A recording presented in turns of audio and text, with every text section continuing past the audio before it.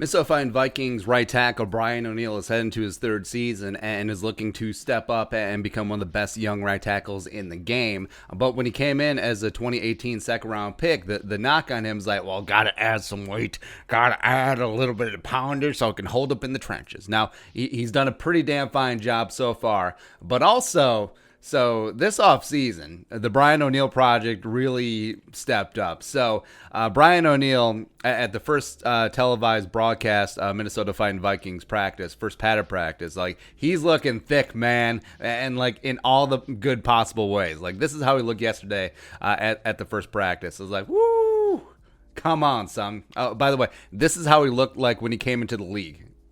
That's him on the left, by the way. Right. So, as we all know, it's extremely easy to put on bad weight, especially during a pandemic, but actually putting on good weight in terms of an athletic endeavor, adding mass, adding muscle, adding functional strength without sacrificing speed and agility, which is a big hallmark of Brian O'Neill's game. That does take dedication, and Brian O'Neill has been working. I love it. It's great to see. So Brian O'Neill, when he came into Pitt, he was a three-star recruit, a tight end. He was 6'6", 235. Now, yes, players coming into college, coming out of high school, are generally a lot lighter than they do when they get to the NFL. But even at the combine, he weighed in at 297, and also that was combine prep. Like that was him and his agents like, hey, you've been playing roughly about like 280, 285 in college. We need to pack some poundage on so that way you can just check the boxes like, oh, he's 300. There you go for the scouts. So that Brian O'Neill got up to 297 with all that draft prep work. Ended up being a second round pick by the Vikings 2018. But what about Will Hernandez? And from those pictures, like he honestly looks like he's 315 or 320 if he's an ounce.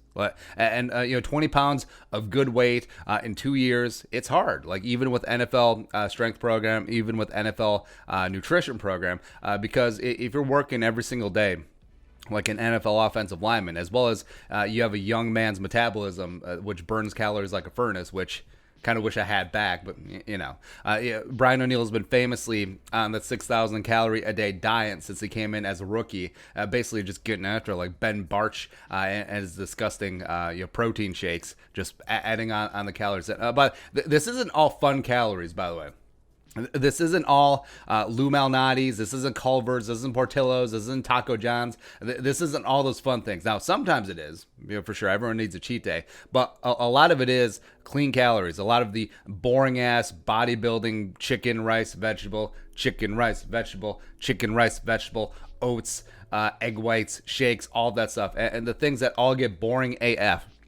Just because in our modern day, we've sort of burnt out our taste buds. Like, oh, what about the flaming hot chicken, rice, and vegetables? Huh?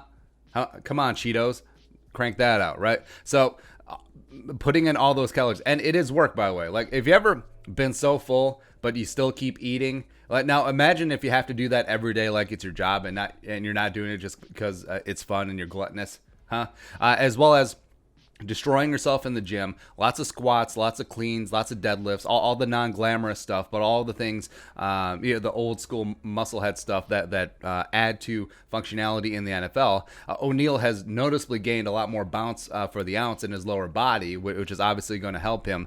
And yeah, year 3 is big, literally, figuratively, and pun intended, because he could be up for a new contract this offseason as he heads into the final year of his rookie deal. Plus, so returns so far through the first 2 seasons have been phenomenal for Brian O'Neill. I think he's generally been way ahead of the curve for where we expected him to be when they drafted him as a project in 2018. And now he's added size, he's added mass, and also it's really cool that he's taking Ezra Cleveland under his wing, because Ezra, a lot of same traits as Brian O'Neill coming in. Very athletic, very tall, very long, as well as very light. So if Ezra Cleveland can get in the Brian O'Neill diet and workout plan, adding some weight, maybe it'll work out at guard. Or I still think that Ezra Cleveland will be the future left tackle of the Vikings. So you could have these 2 large, amazing athletic tackles just going forward for the Vikings. And it's something that, frankly, when's the last time we had 2 good tackles?